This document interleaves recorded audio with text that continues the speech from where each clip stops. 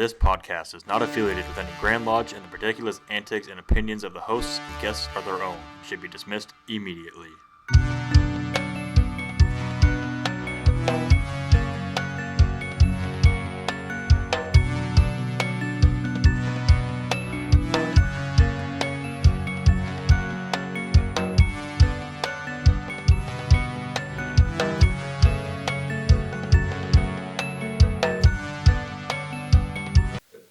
Hello and welcome to Studio 357 Masonic Podcast. Do quick shout out, like we always do, to our show sponsors. We have Homeward Handyman Services out of Omaha. Master Mason does great work. Bricksmasons.com. The Insurance Center, who you know something about. Yeah. They have offices in Fremont and Elkhorn, Nebraska. The Corporal Dagan Page Foundation. And MasonicGearShop.com. where you can get our stuff, you can get your lodge signed up with stuff, our lodge is signed up with stuff. So that's our show sponsors. So Jason, what have you been up to the last couple of weeks? Not a whole lot, really. Just preparing for this upcoming week.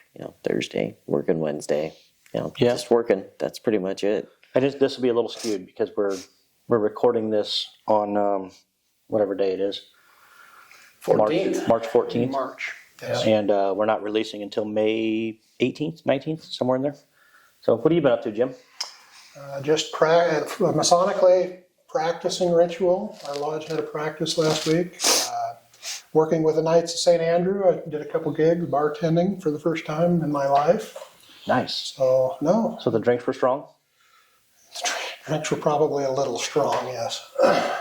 I've been up to organizing episodes with Jim Hall from the Traveling Man podcast, which hopefully will have aired by now. And just getting guests lined up. But our guest today is, you want Steve or Steven? Steven's what I always go Stephen by, Kennedy from Nemaha Lodge down in Brownville, Nebraska. Number 4. Number 4. Not number 1. Not number 1. But What's number 1, Jim? Well, Nebraska number 1 is the oldest lodge in the state of Nebraska, if you haven't heard. He doesn't miss an opportunity. Yeah. That's my lodge. So what have you been up to? Well, we had lodge this week on Wednesday. We're a moon lodge, so we meet on or before the full moon on a Wednesday, and so that's confusing to a lot of people. I do use a moon site to go through with our location, so it doesn't always follow calendars that are made that might use the UK system of going back to Greenwich time, and that may not quite match because you can be off a day and that can throw you off a week. So Yeah. it can be. So we're going to jump right into the Moon Lodge because that's something that's different. There's 2 left in the state of Nebraska? Yeah, Fort or Calhoun Okay. up there is still a moon lodge. And of course, the old days, they wanted to be close to the full moon so they could see with their horse to ride to the meeting. So having a full moon gave you some daylight or some moonlight to see to get to the meeting. So that kind of sticks with it. And we do have 13 meetings occasionally through the year. And this year we do have 13 meetings. Just make it in because December 31st would be a meeting this year at our 13th meeting. So New Year's Eve would hit with an extra meeting. And we have, quite often, we'll have 2 meetings in a month and maybe no meeting in a month. Okay. So is there, what you said you got online to look at that, is that standard? Is there a standard that all the Moon Lodges meet on the same day, or can they actually Well, be it depends off? on what day of the week they use to meet on or before. Gotcha. We use Wednesday on or before the full moon, so they could use Tuesday on or before or whatever. So it's that on or before the full moon. And it does hit, if it's a Wednesday and that's the full moon, that's when it's really tricky. Because if you aren't using, like the Farmer's Almanac might not be for your time zone in your area, it can just throw you off. And so I do put out a letter with the dates so people are all on the same page, because you can have 2 calendars you get from businesses and they are printed depending on what they use for getting their moon dates. So it'll So you be different. have to use a standardized calendar. Yeah, so you want to be always on the same thing. And frequently somebody will say, yeah, I saw the moon getting full. I wondered if it was going to be coming up. So I text everybody and just to remind them, even though they have their dates. So it is interesting. And I have a CHIP meeting coming up, so I was getting things organized for an agenda and stuff this week, and babysitting grandkids. So that's part of being retired now from my old full-time job was my farming that I have. I have the babysitting now comes up. So this is a beautiful lodge, by the way. Small, I tell you, it's a little narrow. Yeah, I like it though. But tell us some of the history of this lodge. I know. So what year did this lodge, I guess, get chartered? Well, we are the oldest lodge chartered in Nebraska from the Grand Lodge of Nebraska. So we're number 4. They had to have 3 lodges to form the Grand Lodge. So 1, 2, and 3 formed the Grand Lodge. And we were the first to be formed out of that. So we're the oldest blue lodge formed in Nebraska. We were going to form out of Oregon, Missouri. So the lodge started holding sessions in 1857. I have the first lodge secretary book for the minutes, and this goes back into 1857. The handwriting in script form, very detailed, hard to read at times, but they were very neat about keeping things. And it goes in and it goes through the forming of the lodge, of course, in 1858 in June when they got their charter. And later, Robert W. Furness, who was territorial governor at the time, lived in Brownville, and he found that they had formed the Grand Lodge and rode up on his horse and paid with his own money $25 to get the charter for the lodge, and came tearing back to stop them from going to Oregon and spending money there to form out of Oregon. So that's how we got started. And of course, they held several of the annual communications in Brownville at the start of Nebraska, having a Grand Lodge. So they held them down here at the old Methodist church, which still stands. It's not a very big little church, so I can't imagine it had very many people in it, but they did hold it down here. And so that was interesting. And he was very active, of course, later became governor of the state. Yeah. And he was a Grand Master of the state. He was the 2nd governor of Nebraska and the 4th Grand Master. And he came back and did other official duties as the Grand Lodge. And he was, as territorial governor, he was very active down this area. And I have some family ties with my great-great-grandfather and him that are very interesting. My great-great-grandfather was a station master on the Underground Railroad.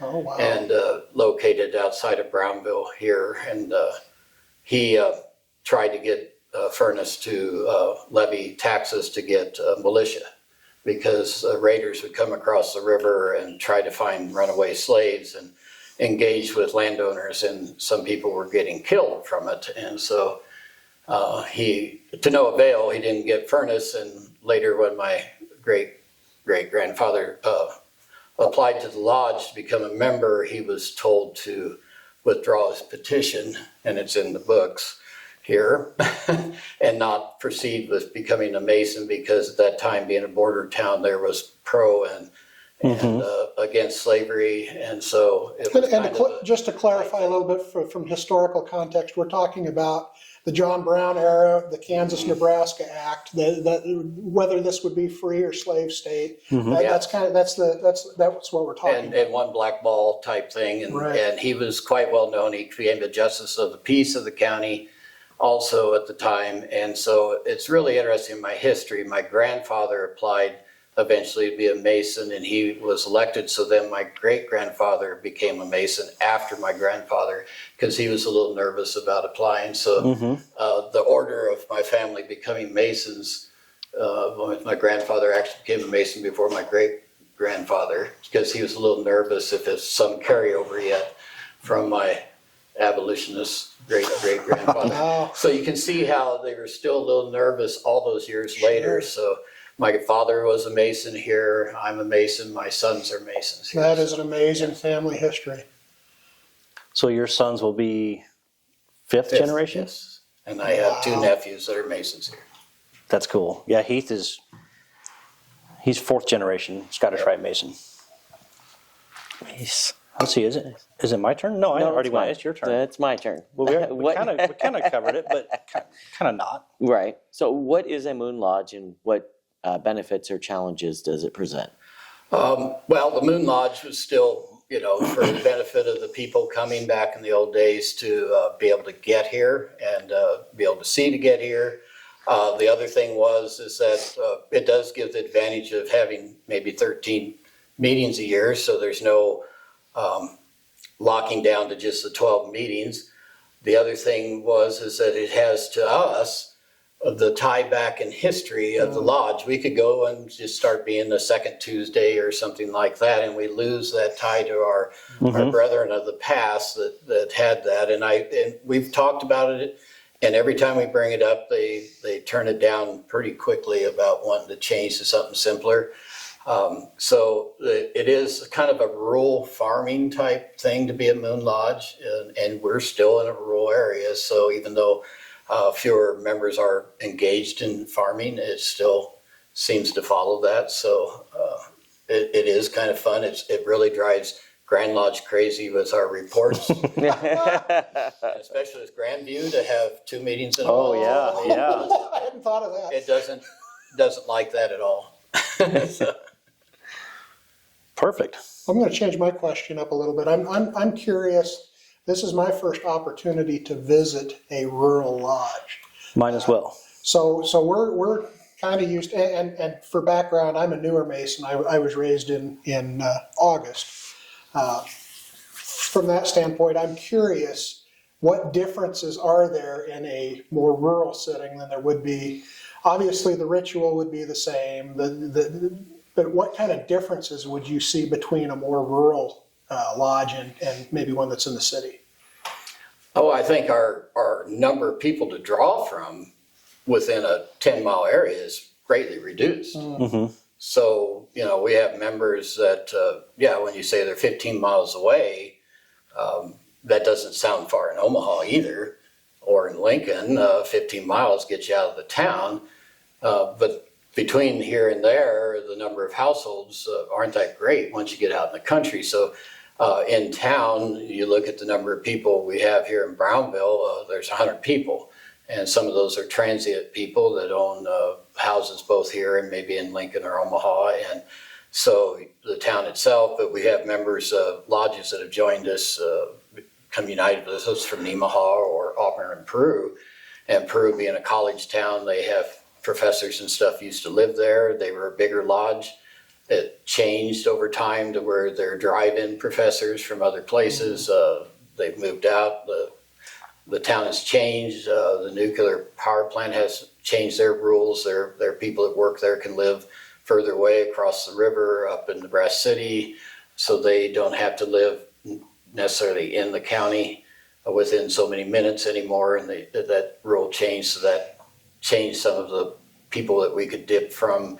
So, it's a sparser population. The farming area, there's fewer farmers.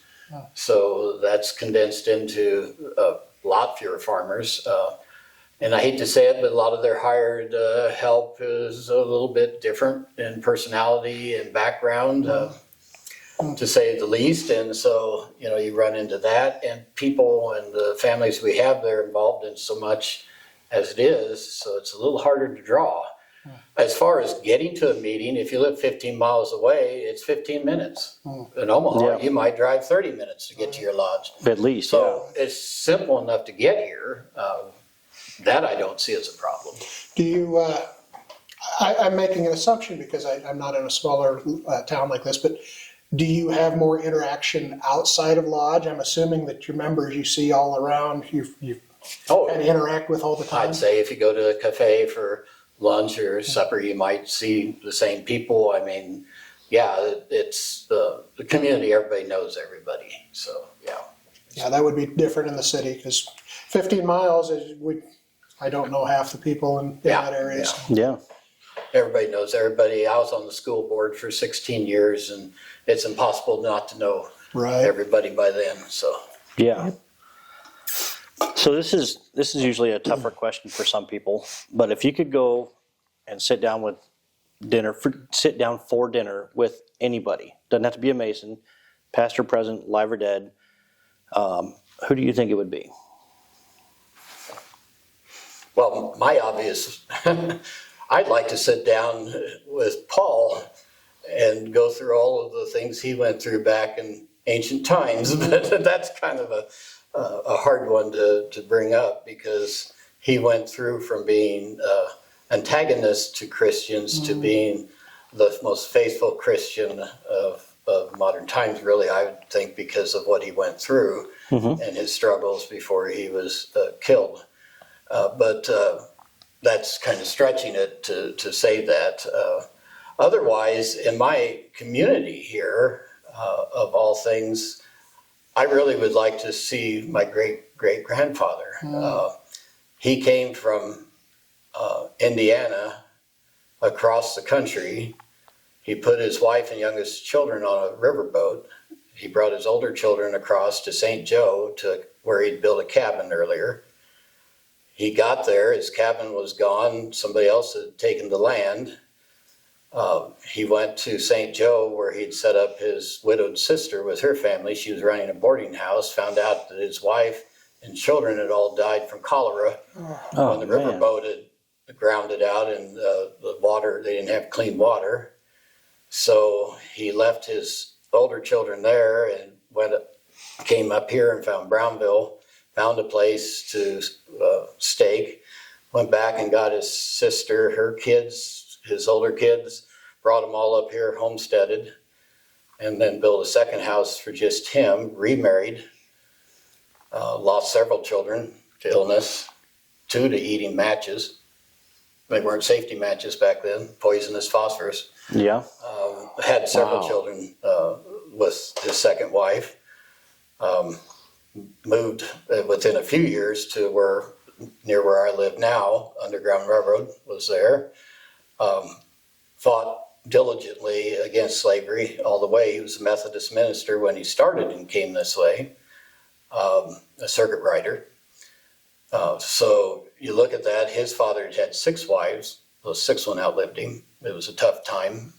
You know, you look at those people, and the one picture I do have, photograph of him sitting there with his second wife and his kids behind him, sons and daughters, he's smiling. Yeah. No one smiled in pictures back then. As an older gentleman with his beard, he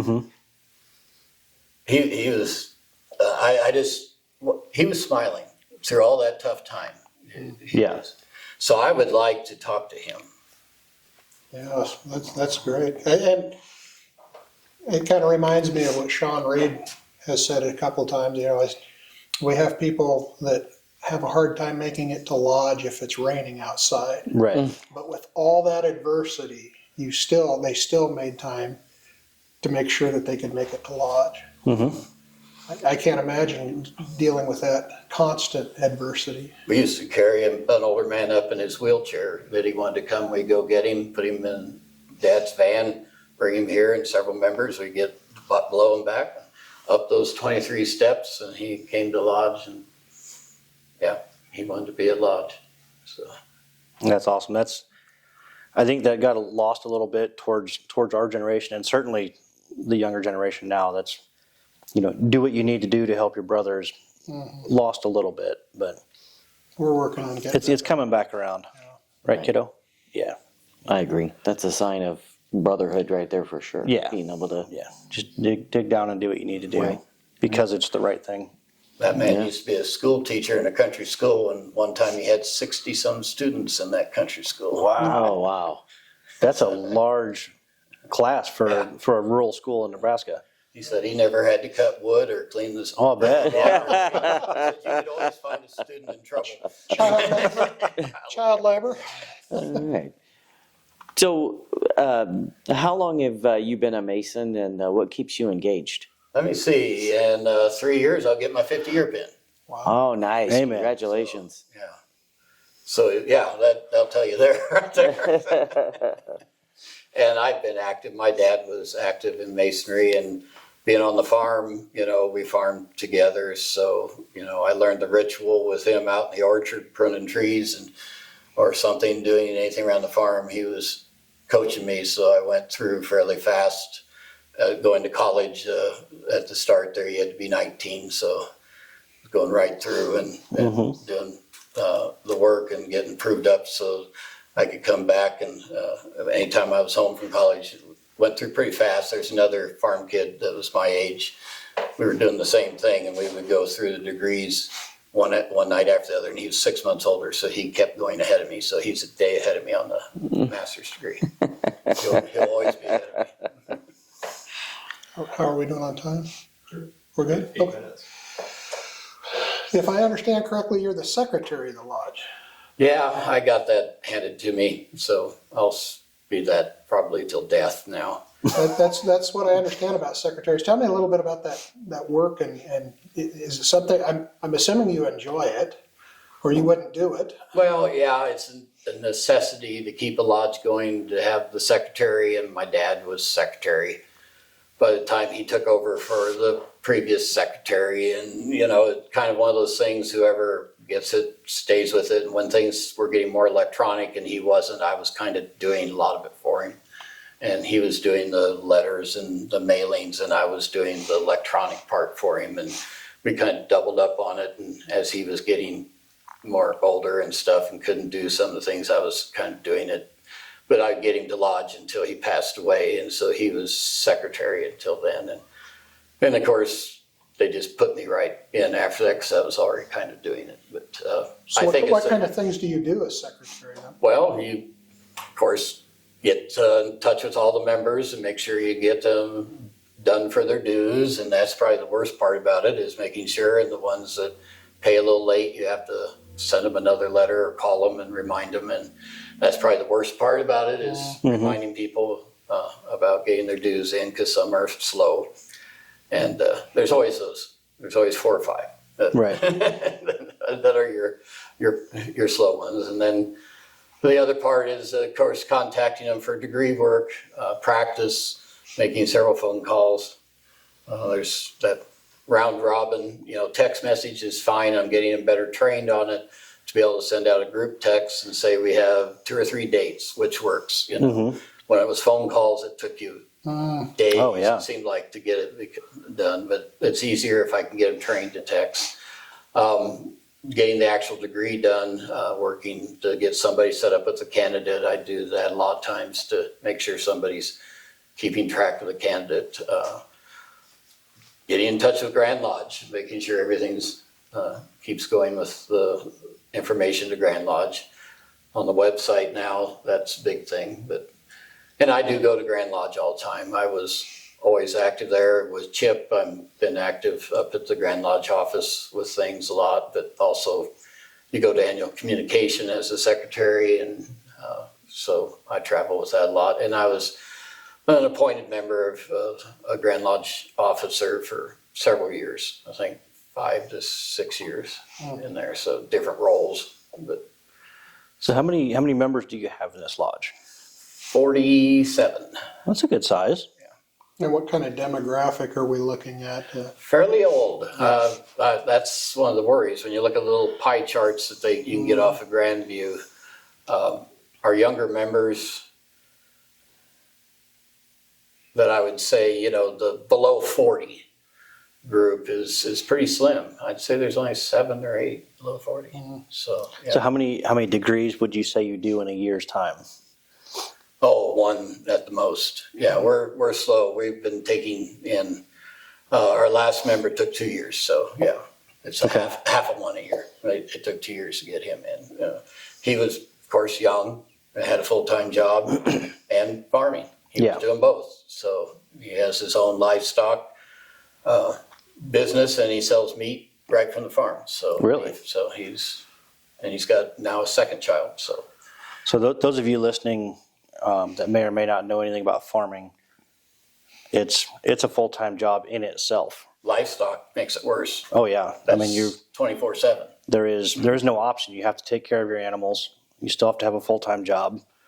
So for some lucky people, farming is their full-time job, but he's smaller with his pasture network and his beef set up, but he's an agronomist, and agronomists are starting right now and he'll go steady through June, and then he'll get a slight break, and then boom, it'll hit again. So Yeah. he works down Richardson County, so he's close here. So. And we are thankful for our farmers. Absolutely. Absolutely. All right, so producer's saying we got 2 or 3 minutes left, so we'll take a quick break and we'll come back.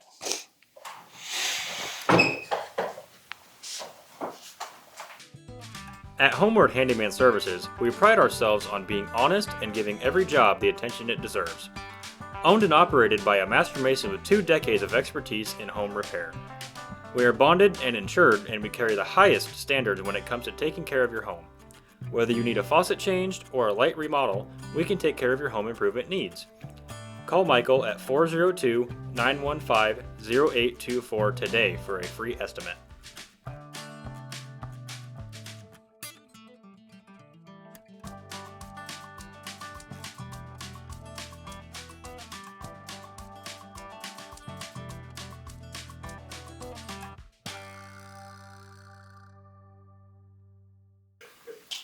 We're back.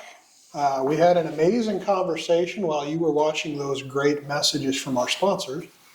But one thing that I wanted to touch on that happened during the break is you were talking about lodge participation. You've got a smaller number in your lodge, but it sounds like everyone shows up for the meetings. What kind of things how do you get that engagement? Because I'll tell you, quite honestly, I'm jealous to hear that you've got that kind of engagement. Do you think it's more that the members feel that duty, or is it the atmosphere? What would you attribute that kind of participation to? I think probably in the rural lodge that we have, the membership is more or less falling back on that training that if you join something, you participate. And so if you're going to be a part of the Masonic Lodge, you're going to show up and be there. And you're going to be part of it. And so I don't want to say duty, but it's part of the duty to come and be part of it. And even if you don't have much going on that night, they're there for fellowship and conversation before and after the meeting. And it's no different than if you had a group that went to a coffee clutch every Saturday or something like that. We, even though we're diverse in our jobs that we've had or have, we aren't necessarily related at all or anything like that, but we still want to visit and catch up on things. We kind of feel close to each other that way. And so over time, even though we take in a new member or something on a every other year basis like that, when they come, they feel like they're joining a group of people that care about each other, want to know how their health is, want to know what they're doing, what the grandkids are doing, anything like that. We really care. And we see each other outside the lodge. It's a smaller community, so if you do go to a cafe or something, you may see a member there, and you converse with them. You go to a school function, you see members there. So I think it's just it's a natural thing to participate. So we'll have 20% of our members here, and over 50% of our members don't even live in the state of Nebraska. So, we don't have the pool to pull from to be at the meetings, but the ones that are here, they can show up, and they do. And so I think that's a lot of it that we do. And we're always looking for ways to help raise money for our scholarship fund and things like that, because we want to keep that going, our band camp and things. So what kind of events do you guys have? Well, we've had in the past a lot to do with the flea market in town. We sell pop and water down there as a way to try to raise money. But we do basically a deer hunting thing in the fall where we have organized guys to come in, and they pay us $300 a piece to have spots to go bow hunt deer. We don't want rifle. And so we've given out over $47,000 in scholarships since we started that to local school for academic scholarships. Now, how does somebody get involved in that? Because I guess that. Well, yeah, let's back up to the $300 for a hunting spot. Right. Well, we have limited it right now to a certain group of out-of-state hunters that don't have the opportunity to hunt in Nebraska because they don't know anybody. And so we have a Mason that we go through that lived in New Hampshire, and he's retired to Florida. And so we have him organize about 7 to 8 people. We limit it. And we've gone as high as 10. That gets a little hard to manage. Yeah. And so we do that 7 to 8 people. And I find spots for them to hunt and an alternative spot for them to hunt. So they each have their primary and alternative. And it's getting difficult, but I talk to landowners and tell them it's added rifle season, then it's bow hunting, so it's a little safer. And they come in and we've kept probably the same 12 to 14 guys. It kind of rotates, but they develop their own camaraderie amongst themselves. And so they want to kind of group up when one's coming, he knows he wants the other one coming too. They'll share motel rooms, or we have a house that we have used in the past that's available at times where they can get about 5 guys in an old 2-story brick house if it's available. And we kind of get it going, and we have a spot for them to clean deer and things like that. So it's kind of developed over time. It's getting to be a little harder to find the land. So that's what worries me about long term, because farmers have found that they can lease to one individual their whole farm, and then they don't have to worry about it. But that has helped us. And I say, when you get up to that, look back, and have given out those number of scholarships to kids, the school kind of looks at us, and we're one of their biggest scholarship donors. So That's great. That's an amazing, kudos. That's probably the best fundraiser I've heard possibly yet. Right. It That's is. an amazing idea. That's something you're not going to pull off in the Omaha Metro. No, No, we don't get to do that. But you can look at other ways to raise money. A raffle is a little bit more difficult because you have to look at the raffle laws. But we one time raffled off a generator. Oh, yeah. So that was scary. That's another great idea. Yeah, a Honda generator. And so that was scary. I tell you, the raffles were going slow. And so, That's how it is when we do gun raffles. Like, it usually starts pretty slow, and then I know the last time we did it, it was really, really slow, and then boom, like in a week, I sold enough tickets myself to pay for the gun. It was weird how it happened, but yeah, you really have to push yourself through it to talk to the guys, because there's always that one guy who says, well, I'll just buy all of my raffles. And it's like, that is the purpose. You're supposed to go out and talk to people. yeah. So, but yeah, that'll answer your question. Yeah, great. So I'll take the next one. Tell us about the CHIP program. Like, how long have you been doing it, and how can everybody listening help? And Well- what is it? Well, Yeah, what is it? Okay, the CHIP program is Child Identification Program. And of course, it started with Ivan Berczycka, who's a past Grand Master in his year. It's been going on for 20 years. So across the state of Nebraska, it's in some format is in multiple states. There's over 20 states that do some format of the Child Identification Program. It was started in a different format in a way. I mean, the original dentist that came up with the tooth print side of it was his big thing. He was a Mason, and he wanted to come up with a way to identify children that may be victims of an accident that destroyed a lot of information, but they could get a bite print and DNA. And so this bite print would carry the DNA on it from the saliva for a long time. And so he developed the impression tool for that. And so that's kind of how it started. And then there was a gentleman in Indiana that had a program called Easy Child that would go on the computer that would give you a place to enter the information of I always say name, rank, and serial number of the child, the family contact. And we would do pictures, video, still photos, and have the bite print and DNA swab, put the whole thing together, and they could actually print out the information to hand to the police if they wanted to off of a CD. Well, over time, of course, things evolve, and we're down to a thumb drive. We have electronic fingerprints. We still have the bite print, the DNA swab, and we've added scent patches after visiting with a search and rescue group out of Murray, Nebraska. She told us how to properly do scent patches so it would be useful, which she wanted at least 3 scent patches. So each day they'd have at least 3 days they could take a fresh scent patch, because taking an article of clothing which in a family could have been touched by other family members, confused the dogs more, thrown in the police car where a prisoner has sat the other day, or somebody else handled by other people. Just confuses the situation, but we would have scent patches that are just the child in a sealed bag that they could take and use one a day. So we developed that for the families to have too. So our program has advanced.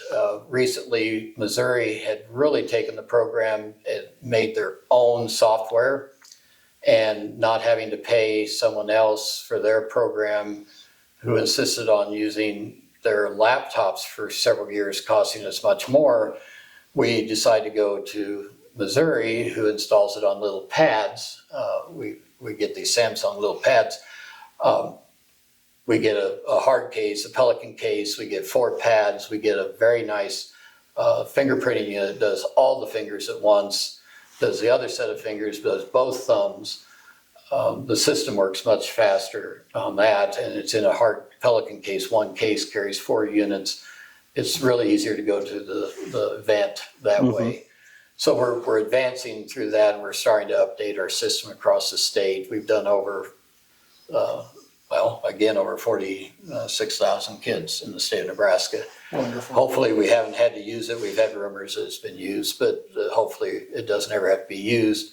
Out west, western Nebraska, more McCook area, Adams County State Bank, Adams County Bank, they fund a lot of them out there because of the girl that was killed, and the gentleman tried to burn her in the cemetery trash barrel or something, just try to destroy her evidence.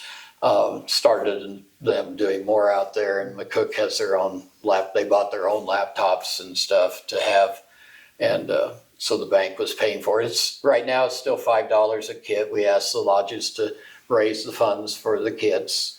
We provide the computers and all the stuff they need, the disposables, and the $5 helps offset the disposables. So as a parent, And I've been on the board since the year after it started. as a parent, how would I find out about an event? Is there some place I can go to find out where? Actually, we haven't really had a way to do that yet. We can use the Grand Lodge Facebook page or something. I guess we could start doing that. Actually, the Masonic Lodge that's putting it on is supposed to advertise it. Okay, so check with your local Masonic Lodge. Yeah. And then every state fair, we do the opening weekend at the state fair. We do it in the 4-H building out there. Yeah, I think we have is it something that goes in the freezer? Yeah. Okay. Well, we asked the freezer is a good spot to put it all. For one thing, the DNA will last longer in there in the tooth print, but it's also fireproof and stormproof. Usually, if a tornado levels the house, the freezer is usually still in the basement or upstairs. And if a fire goes through, usually the freezer with all the frozen food and stuff, it's and insulated. It's usually one thing that doesn't get damaged. So I tell people to throw the bag in the freezer. Yep, I think we still have his from when you were just a wee pup. Yeah, and his DNA doesn't change. Nope. So. All right, you ready for some quick fire questions? Doesn't matter. All right. Oh, got cards here. Oh, yeah, there's a We're whole gonna- bunch. We're gonna get a random number. We are very professional, Stephen. You just wait. This will work great as long as I can count. Oh, We haven't okay. tried that yet. All right, let's go with number 27. There we go. All right. What is the Masonic value that you most wish to emulate? Brotherhood. Huh? That's a pretty good answer. Great. Oh, this one's easy. 28. Yeah, see, but I just closed it out because I thought it was going to give me something different. There See, was a card right after the yeah, see, thought you were a professional. I started out great, and then I had to go to mess it all all up. went south right away. What does your lodge have that no other lodge has? I can see a lot right now. Oh, there's a whole lot Yeah. right there. Yep. Well, we're the first lodge formed in the state of Nebraska from the Grand Lodge of Nebraska. That is what do very we cool. have? We probably have one of the oldest buildings used as a lodge in Nebraska. Because this was built in 1870. I don't know if anybody's got a building older than that. have some amazing furniture. Our furniture is very old that's in here. It comes from about that same period. Right. So, Which Jim brought up a point earlier when we were chatting before we started filming. This lodge and this furniture and the books you have over there, this is all pre-Civil War. mm-hmm. If any brothers have the opportunity to visit, I definitely would recommend, because it's amazing. We had a group come through from Tabula Rasa recently that were going on the boat, the river boat, of course, down here. Has dinner cruises, and the theater, Brownville Theater, has the repertory theater in the summer that goes on. And they can go for a cruise on the boat and dinner and then go to the theater. And they went to the winery, which is here in Brownville. I'll advertise everything. Yeah. And they came in and we had a session here at the lodge similar to this, little history. So, Nice. So. I like it. Very I've cool. got a feeling there's no shortage of talking about the history of this lodge and this town, really. Well, this town, driving into it, honestly, this is the first time I've got the opportunity to come down here. Just driving around the town, you can see the history, you can, and the beauty of the hills. I'm really impressed with Brownville, to be honest. Yeah. So we'll do one more, number 10. What is the best lodge meal? Well, oyster stew. Ooh, oyster stew. You guys have oyster stew? We have a an taco bar. installation- I know. An installation of officers, if I don't make oyster stew for them, I am You're in out. trouble. They would probably hang me by my toes outside. Really? Because I didn't do it one year, and I thought I heard enough gripes that some guys wanted something different, so I made vegetable soup, and I had sandwich stuff and cheese and crackers, and all I heard after that was, well, there's no oyster stew. I don't know about that. So next year I was told that somebody's buying the oysters and all this. And I said, that wasn't the problem. So yes, next year, because it was this year. And I stepped on somebody's toes and didn't have oyster stew. So we will have oyster stew because they look forward to my oyster stew. Whole milk, butter, oysters. Oh, yeah. Sounds like And we're a going to make a trip stomachache to installation. Yeah. It was like, Yeah, make sure you email us when that is. A can of oysters to a cup of milk. That's the key. wow. That's a dense mix. Yeah. All right, well, let's open it up. We always do an open discussion. Any topic of your choice? Well, topic, again, back to the lodge. I thought it was kind of interesting, the history of the lodge. We did a book at our 100th anniversary. My dad put together to have, because at Grand Lodge that year, they did a degree, a master's degree. And they had a book made up of the history. And so they had fun going through that and working on it. And the secretary at the time, his wife actually helped my dad put the book together. And so at our 150th, they took the book again and then updated it, basically. So we had our original minutes from 1857 in the fall up through, and then he went through the minute books on through that. In researching the beginning of the lodge, there are times when they had up to 70 people in a lodge here. Wow. And it was fascinating because they were from all over the country. They would come through because this was a starting off point for going west. Oh, yeah, yeah. And so you would have people from Illinois and Indiana and places, Missouri, of course, and Ohio, coming in, Tennessee, and they would be heading out and they'd be in town for a while getting outfitted before they left. And sometimes for a month waiting for the season, the right season to take off. And so they would be here and they'd come to lodge. So it was fascinating to read about some of that and where the people were from. And then the other thing was how close they were to being broke all the time at lodge. I mean, they were always passing the hat for firewood, lamp oil, being upset with the odd fellows for not paying their share of the rent. That was always an ongoing issue. So when they first rented from a lawyer, the upstairs of a law office, and then when they finally got their own building, they were on their own and they didn't rent anymore with the odd fellows. They were on their own. But then they also had topics of charity and going through their different charity work. And it was frequently with a widow. People would get here and then they would have a husband would get injured or couldn't work anymore or would die, or they'd have a child with illness or die.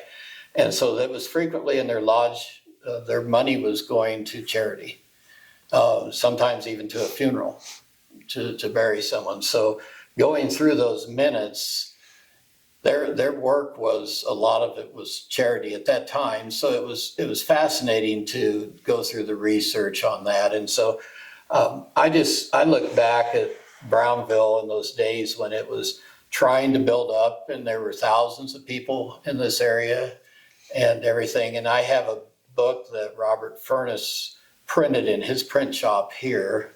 And I have a relative in my family, his daughter married into my family that worked for Furness's print shop. He ran the print shop.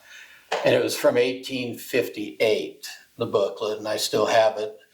And I'm going to donate it someday to Brownville, but I want to get a copy made of all the pages done. But it's the bylaws of the town, the history of the county is in there, what was available, and then there's advertisements in the back of the businesses, and the riverboat schedule's in it and everything. And it's a kind of a neat little pamphlet that somebody would pick up on the town. But the bylaws are interesting too, in the formation of the county and what towns were in the county and what they had.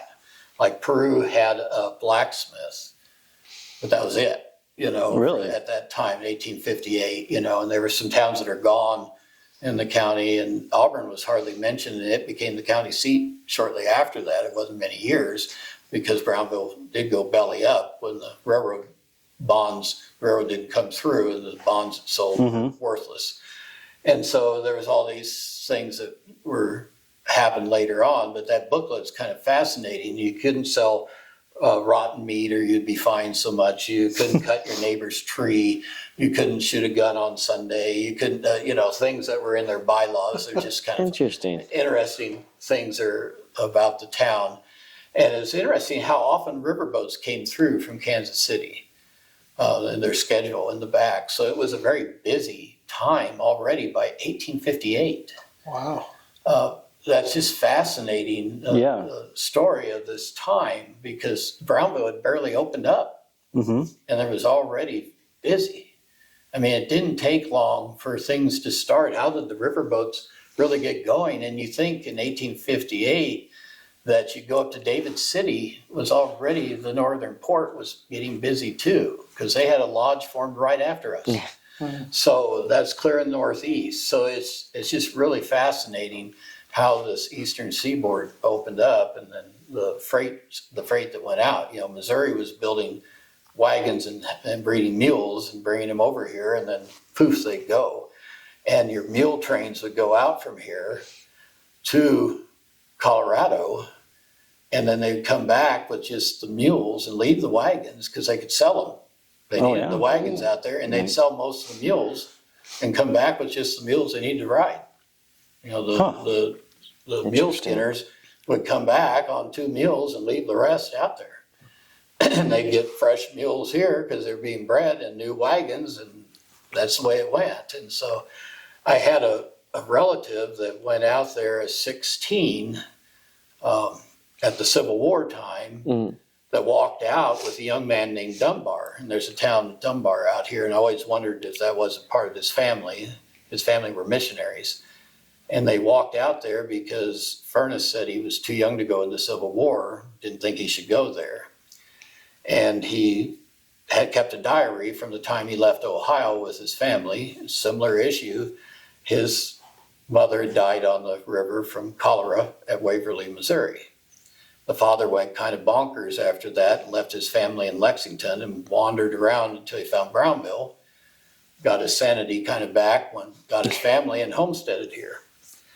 And they broke ground with a plow, the boy did, to make money. And you got 10%. For every acre you broke, you got a tenth of it, or 10 acres, you got an acre.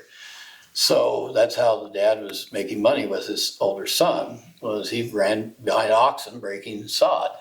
Well, the kid got tired of it by 16. He wanted to go on his own, and so they were going to go to the gold fields of Colorado.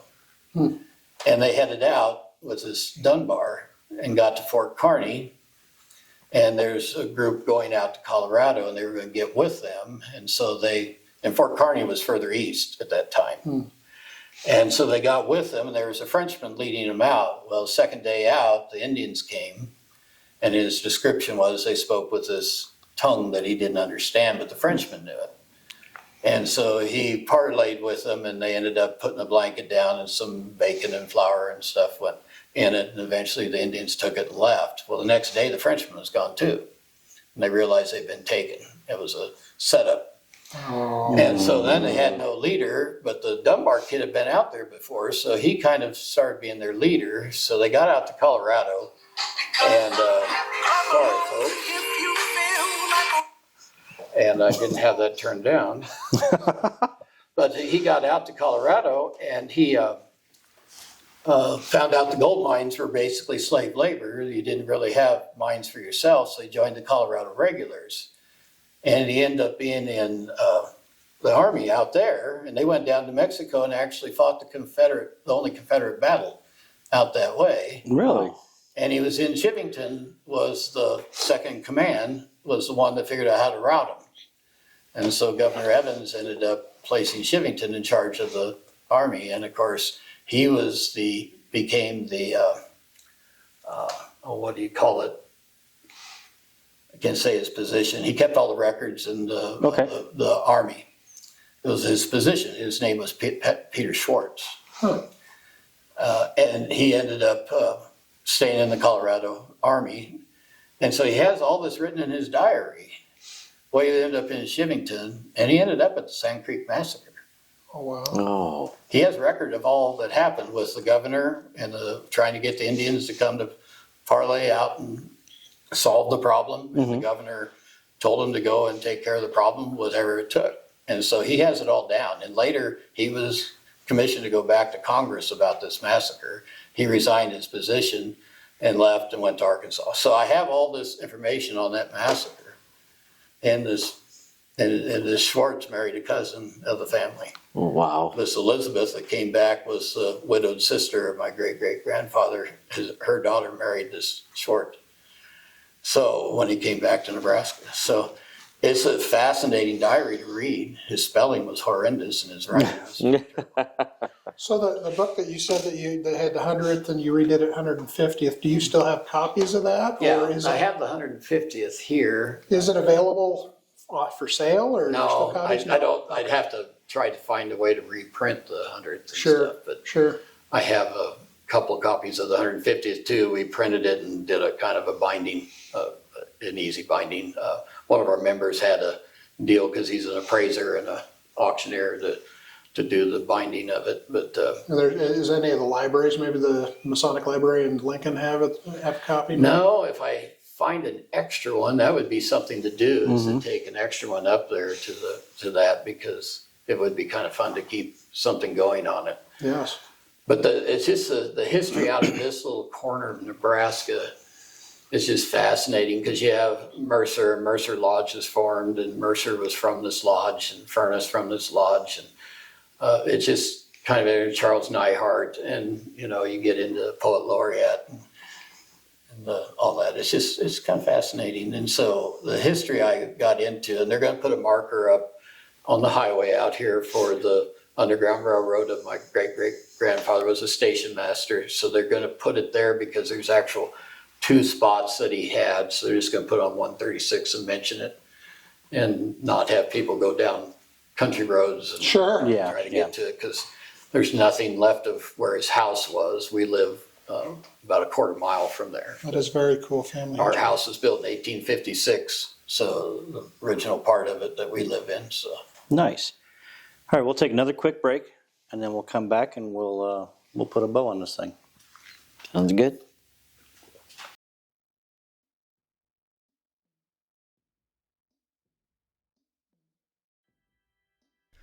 Your one-stop Masonic marketplace. You are the hero of this journey. We want to proudly stand behind you every step of the way. We want to enable you to go the extra mile in your Masonic travels. We want you to look your very best on every occasion. Investing in high-quality regalia shouldn't be a burden. We know you want to be better. We know you want to make a difference.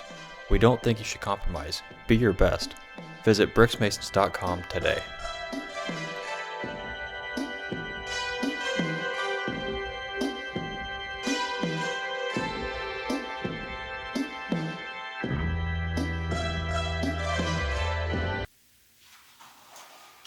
We're back?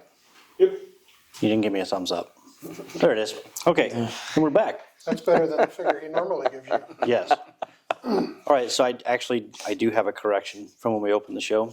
Okay. This will be episode 37, not 33, Oh, that's a big correction. because we are delaying the release of this one. I kind of wondered, but What you have there is wrong. Yeah. Okay. Yep. I changed it in one spot, but not all of them.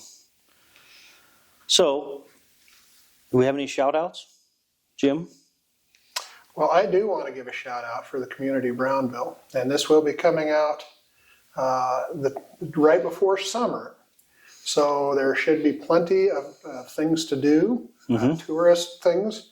I myself plan on coming down here. When is the flea market?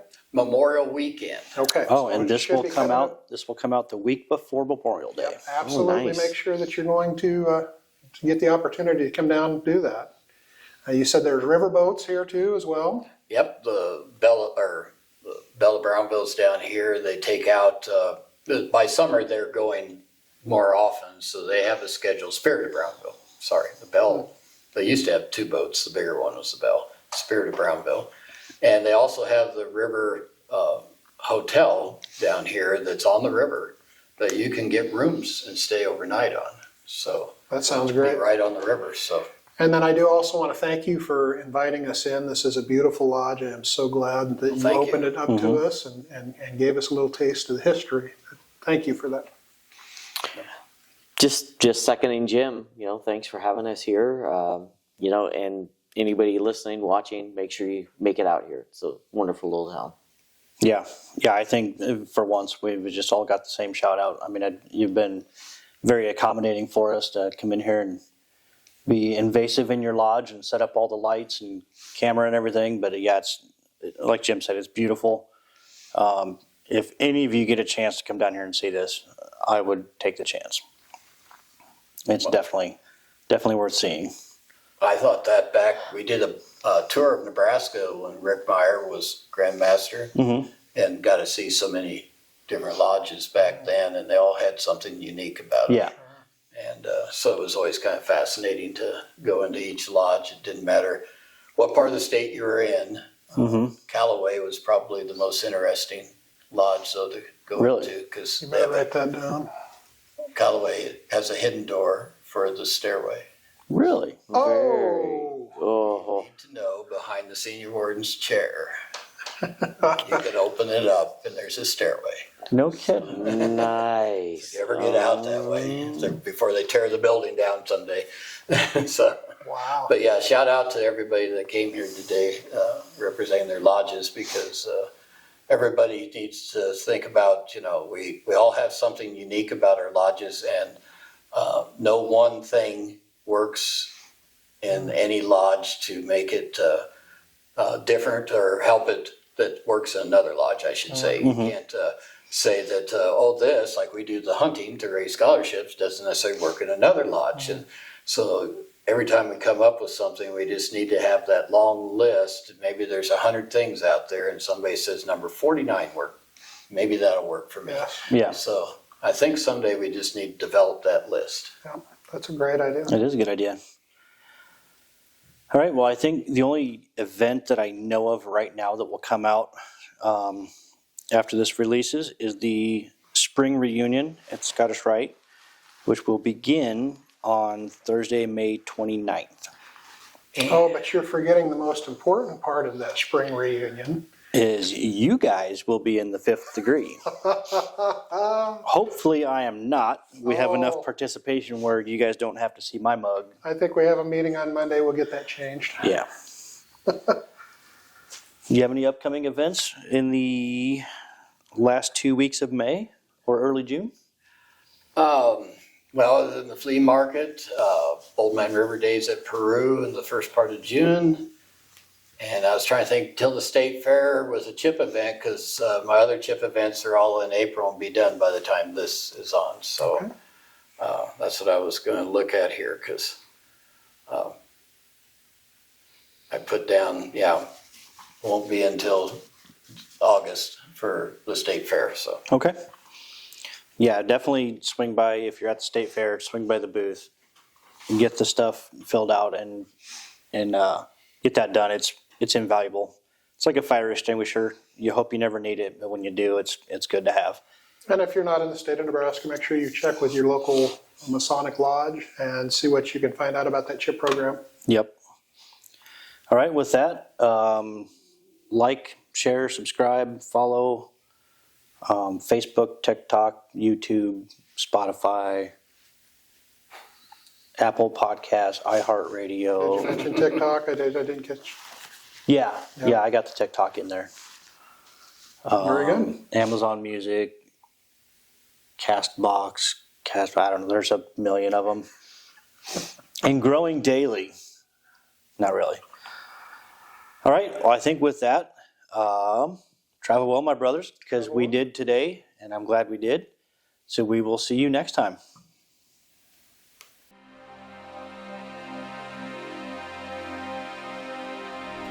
Demonstrate that love never ends through the commitment to support past and present service members, the communities that surround them, and the loved ones of those whom we will never forget. Visit deganpage.org for more information.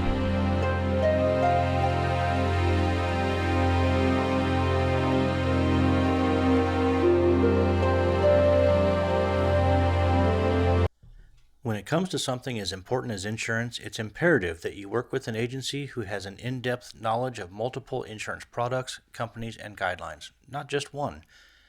We are completely independent agents, and we work for your best interests. We are Mason-friendly. We have locations in Fremont and Elkhorn. We provide policies for virtually all of your personal and commercial needs, including health and dental. Visit our website at www.theinsurancecenterinc.com. We're available Monday through Friday, 9 a.m. to 5 p.m.